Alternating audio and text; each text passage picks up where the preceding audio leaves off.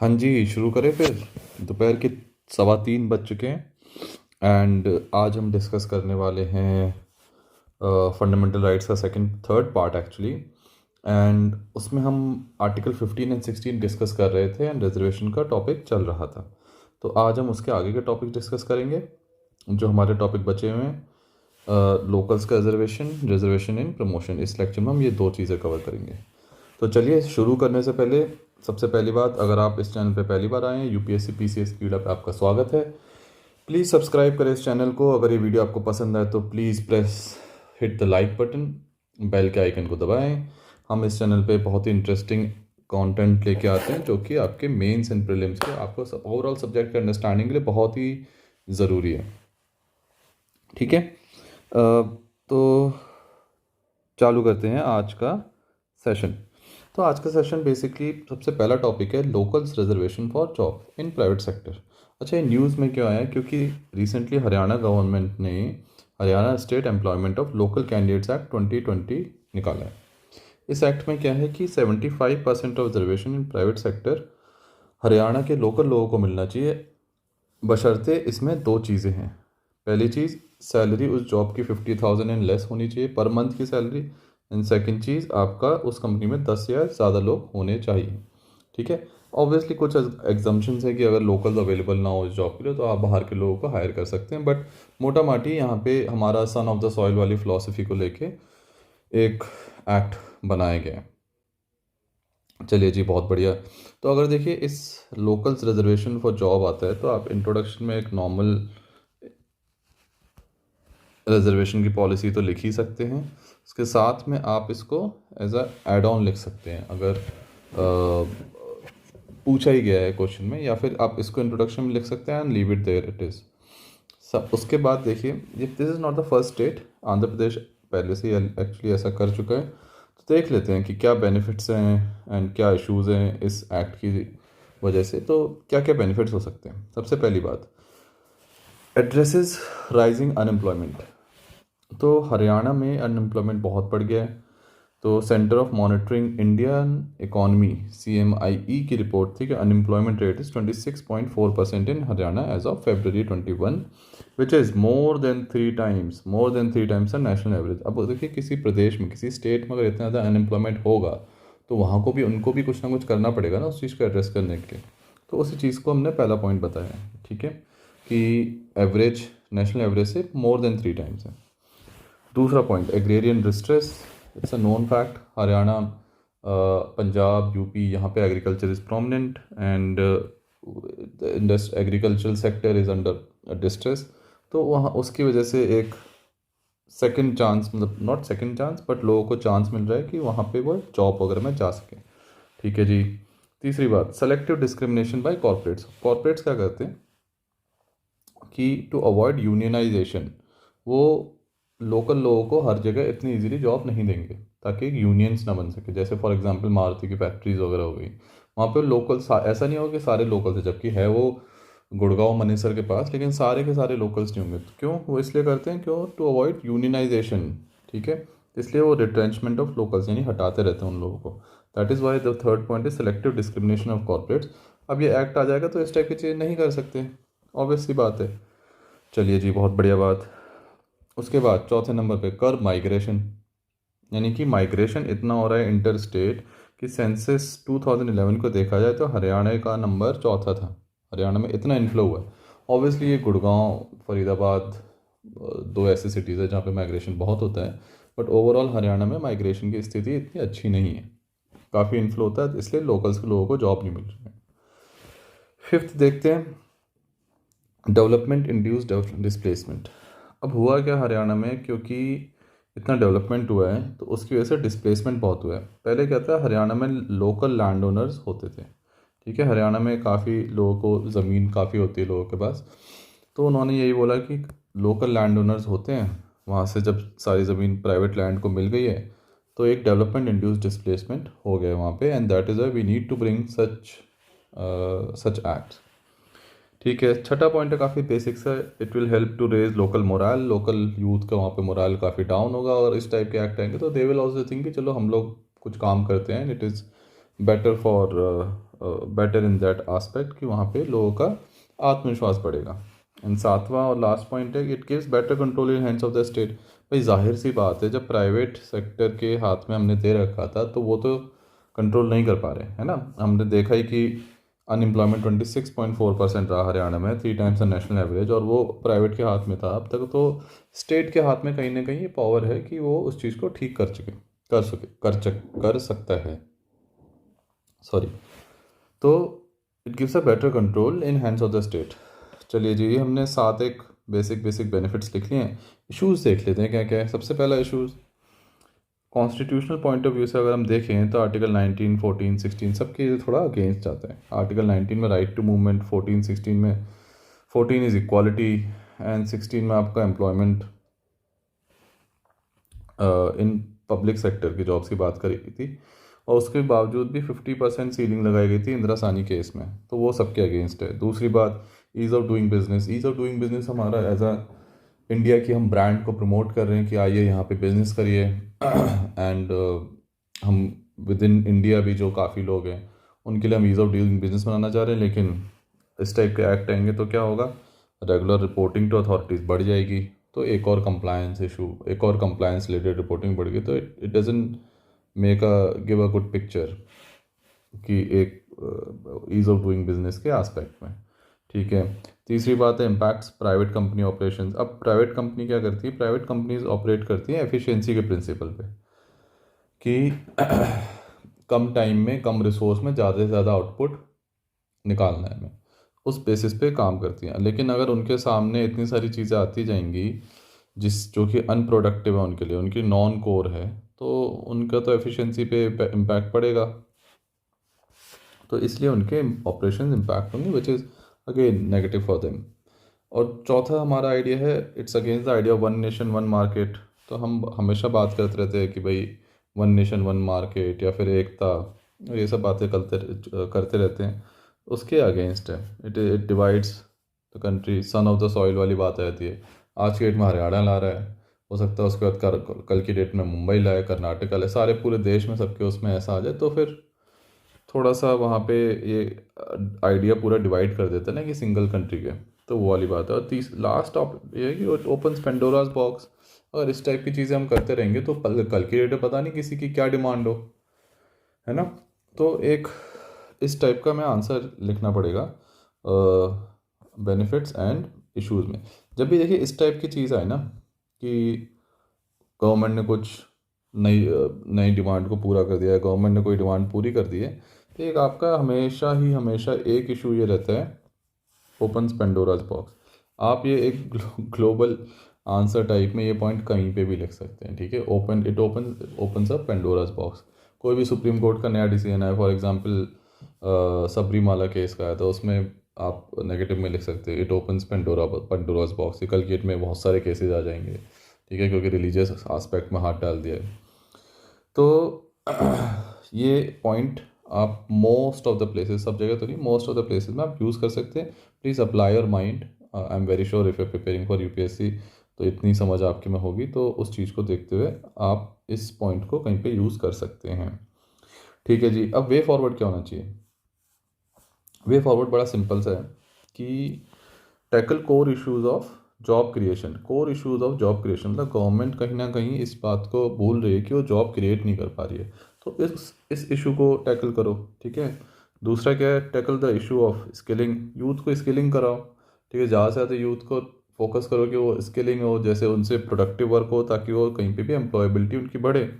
तीसरे नंबर पे एजुकेशन ही उनकी काफ़ी पीछे रह जाती है, तो उस चक्कर में उनकी एम्प्लॉयबिलिटी भी नहीं हो पा रही स्टेट के लोग। And last thing is entrepreneurship. तो कहीं पे भी कुछ यूथ एम्प्लॉयमेंट कहीं से भी कुछ आ रहा हो, तो एक वे फॉरवर्ड में आप ये कीवर्ड याद कर सकते हो, these is basically skilling, education, entrepreneurship and job creation. ये तो आपको करना ही है, ये पॉइंट आप हमेशा लिख सकते हो, tackling core issues of these. उसके बाद प्रमोट लेबर सरप्लस इंडस्ट्रीज़। जहाँ जहाँ लेबर ज़्यादा लग रही है वो इंडस्ट्रीज़ को प्रमोट करो, है ना। तो फॉर एग्जांपल हैंडीक्राफ्ट हो गए, हैंडीक्राफ्ट में आपका, सॉरी नॉट हैंडीक्राफ्ट, हाँ सॉरी हैंडीक्राफ्ट ही, हैंडीक्राफ्ट हो गई आपकी, लेदर इंडस्ट्रीज़ हो गई, इन सब जगह आप ज़्यादा इन्वेस्टमेंट्स करो। इंस्टेड ऑफ, आपने गुड़गांव अगर आप देखोगे तो वहाँ पे क्या है, आईटी इंडस्ट्रीज़ हैं, है ना, वहाँ पे इतने ज़्यादा लोग नहीं चाहिए होते हैं इतनी इंडस्ट्री में, एक दो जने ही पूरी टीम को संभाल रहे हैं, इस टाइप से चल रहा है। तो आप इंस्टेड ऑफ दैट आप दूसरी जगह जाओ जहाँ पे सरप्लस सरप्लस लेबर लगती हो। तीसरी बात है इंसेंटिवाइज टीयर 2 सिटीज़। अब आप देखोगे गुड़गांव हो गया या फिर दिल्ली हो गया, नोएडा हो गया, एंड देन बैंगलोर, पुणे, कुछ सेंटर्स हैं जहाँ पे जॉब्स के लिए लोग जाते हैं। तो ऐसे में करना क्या चाहिए, गवर्नमेंट को टीयर 2 सिटीज़ को इंसेंटिवाइज करे कि आप आए, कॉरपोरेट्स को बोले कि आप वहाँ पे ऑफिस खोलिए। तो वहाँ पे ऑफिस अगर खुलेगा तो ऑब्वियसली वहाँ के लोग, थोड़ा सा सर्कल बढ़ेगा ग्रोथ एंड डेवलपमेंट का। तो एक अच्छी स्ट्रैटेजी हो सकती है। ठीक है, 3 वे फॉरवर्ड में आपने पॉइंट लिख दिए, 7 पॉइंट आपने इस बेनिफिट में लिख दिए, 4 पॉइंट आपने यहाँ लिख दिए, 15 15 ऑलमोस्ट 15 पॉइंट्स आपके पास हो गए हैं। तो कंक्लूजन में आप लिख सकते हैं कि ऑल दो डोमिसाइल रिजर्वेशन में workout for short term, but अगर हमें अपने गोल्स हैं जो फ्यूचर के वो अगर अचीव करने हैं तो हमें बहुत सारी प्रॉस्पेरिटी, बहुत सारे एफर्ट डालने पड़ेंगे। और इन एफर्ट्स को आप यहाँ से लेके सीज वाला आप लेके यहाँ डाल सकते हैं कि फॉर एग्जांपल दिस। ठीक है, कंक्लूजन आप बेसिकली एक थोड़े पॉजिटिव नोट में लिख सकते हैं और ये बता सकते हैं कि ये शॉर्ट टर्म है, लॉन्ग टर्म के लिए हमें obviously much more effort is required. ठीक है जी, तो आई थिंक यहाँ पे आइडिया क्लियर हो गया है कि प्राइवेट रिजर्वेशन के जॉब्स का हमें कैसा आंसर लिखना है। अगर क्वेश्चन आता है, अगर क्वेश्चन आप आए तो प्लीज़ आंसर लिख के देखिए, बताइएगा कैसा रहा। एंड चलिए नेक्स्ट टॉपिक पे चलते हैं। अब एक टॉपिक है रिजर्वेशन इन प्रमोशन। ठीक है, तो इसकी थोड़ी सी हिस्ट्री हम देख लेते हैं, क्योंकि जब तक हिस्ट्री नहीं देखेंगे तो थोड़ा सा हमें लॉस्ट लॉस्ट फील करेंगे। इसके argument and for and benefit काफ़ी ईजी है, वो आपको हम लोग डिस्कस कर लेंगे, but let's see the history first, हो क्या रहा है। ठीक है, तो जब constitutional debates and B R Ambedkar, doctor Ambedkar हमें ये जब कॉन्स्टिट्यूशन डिबेट्स चल रहे थे तो उस टाइम आर्टिकल 16 की बात आई, और उनका मानना ये था कि जो आर्टिकल 16-15 में जो रिजर्वेशन की बात हो रही है और जो अपलिफ्टमेंट की बात हो रही है वो होना चाहिए क्रेडल टू ग्रेव तक। यानी कि जब बच्चा झूलने पे होता है, अगर बैक पिछड़े वर्ग से है या फिर SC ST कम्युनिटी से है, तो उनका हमें ध्यान रखना चाहिए क्रेडल से लेके ग्रेव तक। क्यों? क्योंकि उनके साथ हर एक जगह, इवन उनके मरने तक, उनके ग्रेव तक उनके साथ भेदभाव होगा और होता रहा है। तो इसलिए इसी कॉन्सेप्ट को अगर हम देखें फिलोसफिकली और अगर हम समझने की कोशिश करें कि अगर वो आदमी जॉब में एंट्री में रिजर्वेशन मिल गया, लेकिन अगर वो जॉब में भी घुस जाता है, वहाँ पे उसका डिस्क्रिमिनेशन होता है, उसे डिस्क्रिमिनेशन को कैसे रोकें। ठीक है, तो टू इंश्योर कि जॉब में घुसने के बाद डिस्क्रिमिनेशन ना हो, उसकी ग्रोथ पे इम्पैक्ट ना हो, तो ये पॉइंट आता है कि रिजर्वेशन में भी प्रमोशन होना चाहिए। तो एक तो ये पॉइंट हो गया। तो उसके चलते फर्स्ट काफ़ी केसेस हुए, एंड फर्स्ट केस हुआ कि भाई रंगचारी केस हुआ 1962 में, एंड देन सेकंड केस हुआ CA राजेंद्रन केस 1968 में। और दोनों में कोर्ट ने कहा कि हाँ जी, स्टेट के पास पावर है to provide reservation under article 16, and अगर स्टेट को लगता है कि हाँ ये रिप्रेजेंटेड नहीं है इक्वली, तो state is fully power to do that and it is okay. ठीक है जी, सब कुछ सही चल रहा था 1992 तक, जब इंदिरा साहनी केस हुआ। इंदिरा साहनी केस में कोर्ट ने अपना जो डिसीजन था रंगाचारी और राजेंद्र का, उसको ओवरटर्न कर दिया।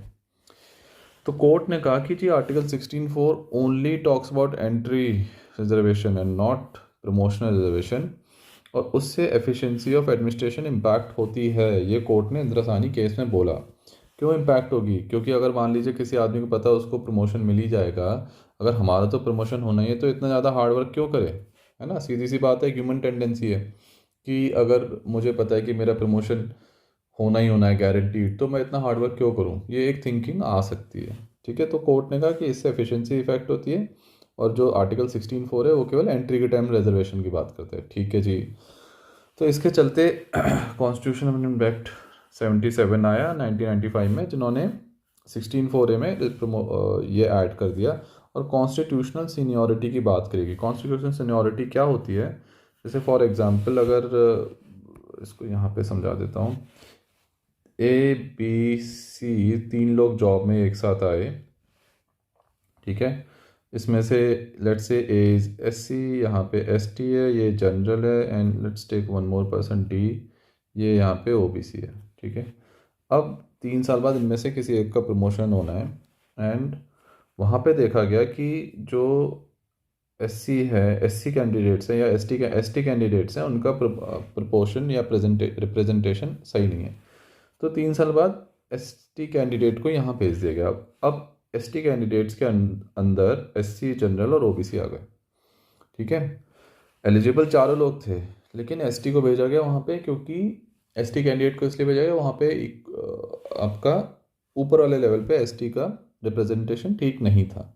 तो इसी चीज़ को कॉन्सिक्वेंशियल सीनियरिटी बोला गया, और गवर्नमेंट ने कहा कि कॉन्सिक्वेंशियल सीनियरिटी को चलते हम प्रमोशन देंगे।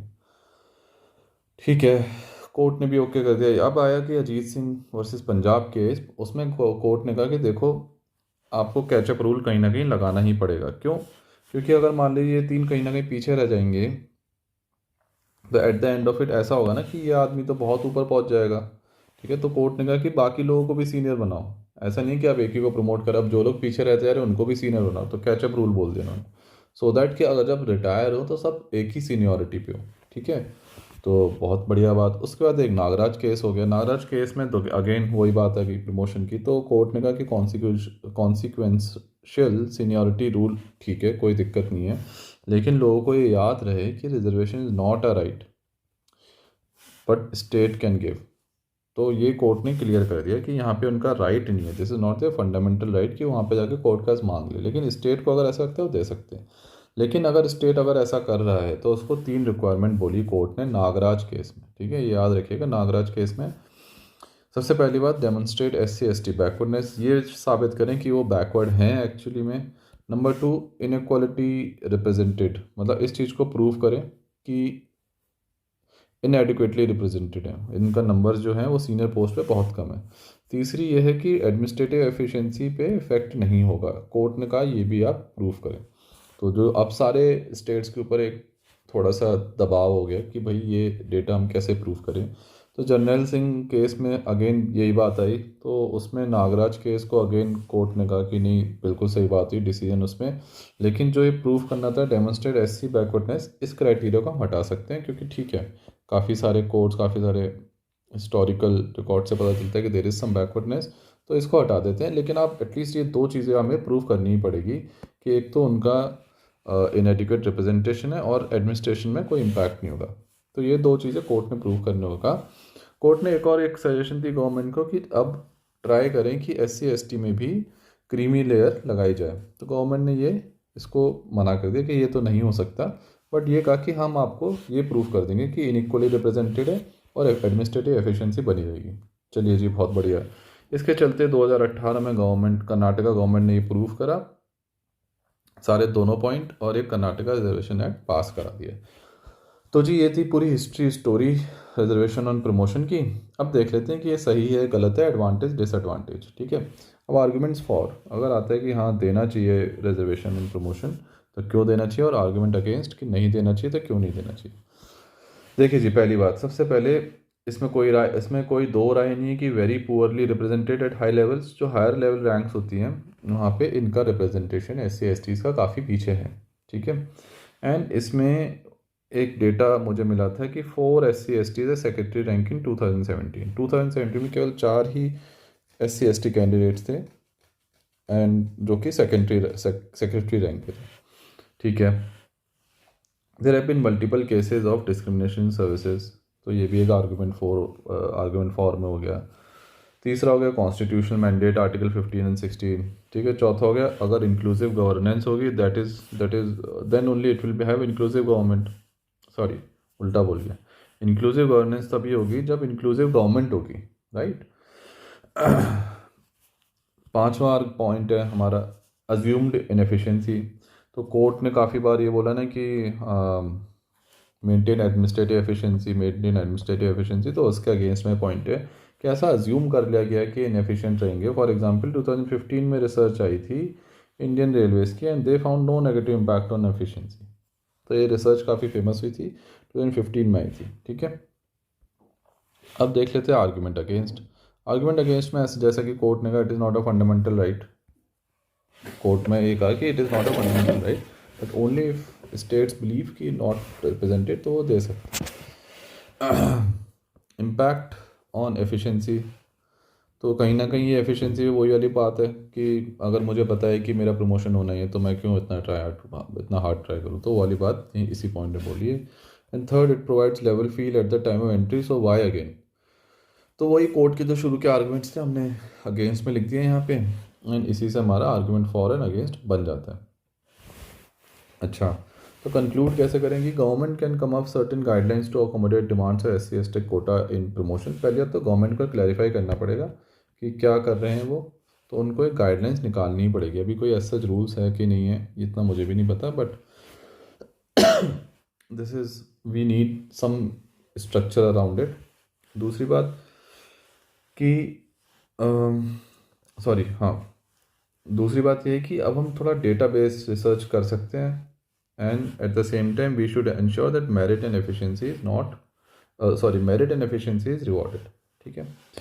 Constitution emphasises that not just a formal equality of opportunity but also achievement of substantive equality. अब ये देखिए काफ़ी इंपॉर्टेंट लाइन है। Currently, there is ambiguity in promotion process, thus there is a need for new comprehensive law to be enacted। ठीक है, तो ये हमारा पूरा कंक्लूजन है। लेकिन इसमें से आप देखिए सबसे बड़ी बात है, अगर आप लिखना चाहें किसी भी इस टाइप के आंसर में, तो आप ये चीज़ हमेशा यूज़ कर सकते हैं। ठीक है, constitution envisages not just formal equality of opportunity but also the achievement of substantive equality. ये formal equality of opportunity versus substantive equality, मतलब ये कह लीजिए कि formal equality is basically on paper equal है, या फॉर्मली हम बोल दें कि हाँ इक्वल है।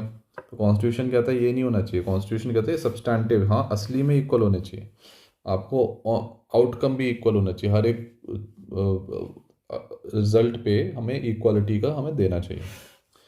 तो वही चीज़ हमने बोली है। उसके बाद गवर्नमेंट को हाँ सर्टेन गाइडलाइंस निकालनी चाहिए जो कि डेटाबेस होनी चाहिए, और एट द सेम टाइम हमें ये बताना चाहिए कि मेरिट और एफिशिएंसी हम रिवॉर्ड करते हैं। तो फॉर एग्जांपल अगर कोई सारे एम्प्लॉयज़ हैं, इवन प्रमोशन भी हो जाए, लेकिन अगर किसी ने नीचे वालों में सब ने सही काम किया, तो भैया आप वहाँ पे मेरिट एंड रिवॉर्ड, वहाँ पे एफिशिएंसी को रिवॉर्ड करो। ठीक है, तो इसी चीज़ को हमने कंक्लूजन किया। चलिए फ्रेंड्स, आई थिंक आज के लिए हम इतने 2 आर्गूमेंट पढ़ेंगे। नेक्स्ट लेक्चर में हमारा आर्गूमेंट होगा EWS रिजर्वेशन को लेके, फेवर एंड अगेंस्ट में हम पढ़ेंगे, एंड आई थिंक उससे आर्टिकल 15-16 हमारे कंप्लीट हो जाएंगे। उसके बाद हमारा आएगा अनटचेबिलिटी के ऊपर। ठीक है, चलिए फिर मिलते हैं। अगर आपको लेक्चर अच्छा लगा तो please hit the like button, अगर नहीं अच्छा लगा तो कमेंट में बताइएगा क्यों नहीं लगा। We will try to improve this. हमारा एक दूसरा इनिशिएटिव है जहाँ पे हम हिंदू न्यूज़पेपर का एडिटोरियल को 1 मिनट में हम ख़त्म करते हैं। ठीक है, and which is very important. आप प्लीज़ इस बात को समझिए कि UPSC में लेस इज़ मोर।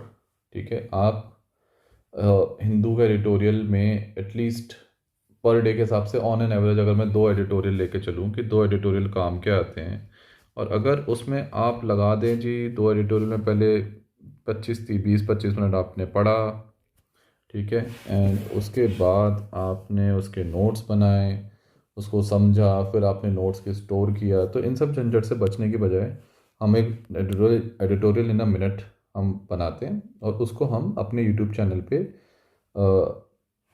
अलग अलग फोल्डर्स में सेव करते हैं, सो दैट जब भी आपको टाइम मिले आप उसको खोलें। 1-1 मिनट का एडिटोरियल होता है, उसमें आपको सारे एग्जाम्पल मिल जाएंगे टॉपिक वाइज। जैसे GS2 का पॉलिटी का एडिटोरियल हमने एक साथ सेव कर रखे हैं, तो आप 1-1 मिनट में सुनते जाएं और आपका काम होता जाएगा। ठीक है, एफिशिएंसी हमारा मेंटेन रहता है इसमें, और हमारा फालतू का टाइम वेस्ट नहीं होता। चलिए, थैंक्स अ लॉट, एंड मिलते हैं हम दोबारा इस बाकी के टॉपिक्स के साथ। चलिए जी, थैंक यू।